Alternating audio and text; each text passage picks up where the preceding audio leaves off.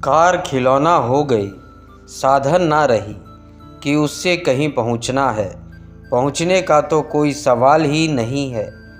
निकालते तो है नहीं कि ख़राब हो जाए, लेकिन रखे रखे भी चीज़ें ख़राब तो होती ही है, तो फिर उसको लिपा पोती करके ठीक करते रहते हैं मेरे पिताजी।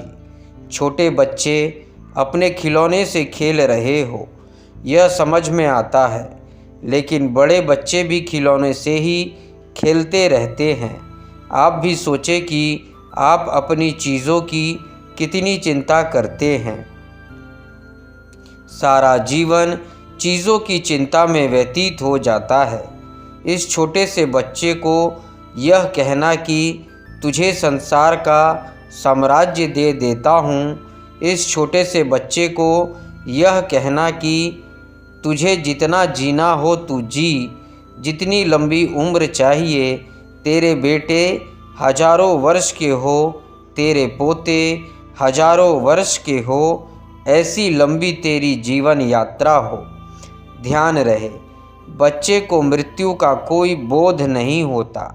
मृत्यु का बोध तो बूढ़ों तक को मुश्किल से हो पाता है, क्योंकि जिसको मृत्यु का बोध हो जाए वह संन्यस्त हो जाएगा। मृत्यु संन्यास लाती है, वैराग्य लाती है। मरते दम तक आदमी जीना चाहता है।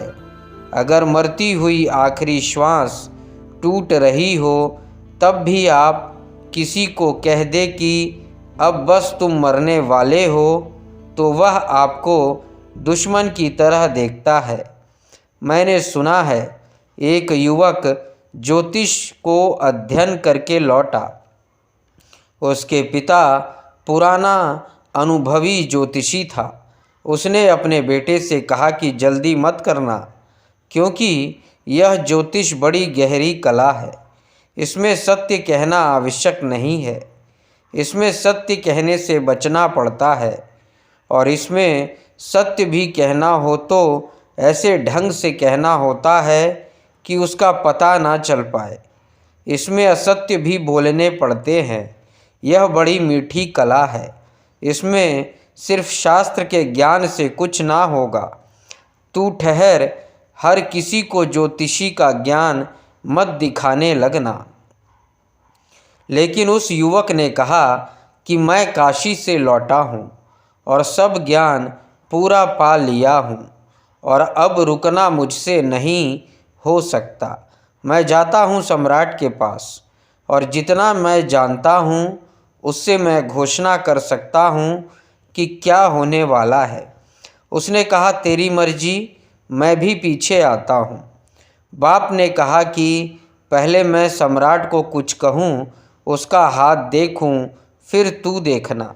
बाप ने हाथ देखा और उसने कहा कि साम्राज्य और बढ़ेगा, तेरे जीवन में सूर्योदय होने के करीब है। युवक थोड़ा हैरान हुआ, क्योंकि रेखाएं कुछ और कहती है। यह आदमी मरने के करीब है। बाप को सम्राट ने सम्मानित किया, धन दिया, कीमती वस्तुएं भेंट की। बेटे ने हाथ देखकर कहा कि एक बात भर निश्चित है कि तुम 7 दिन से ज़्यादा नहीं जियोगे। सम्राट ने उसे पकड़वाकर कोड़े लगवाए। बाप खड़ा देखता हंसता रहा। पिटे हुए लड़के को लेकर घर लौटा। उससे कहा कि देख, शास्त्र में जो लिखा है वह समझदारों के लिए है। समझदार कहाँ हैं? लेकिन वह मुझे भी दिख रहा था कि 7 दिन में मरेगा, लेकिन उसके पहले अपने को मरना हो तो इसकी घोषणा करनी है। सत्य कहना काफ़ी नहीं है।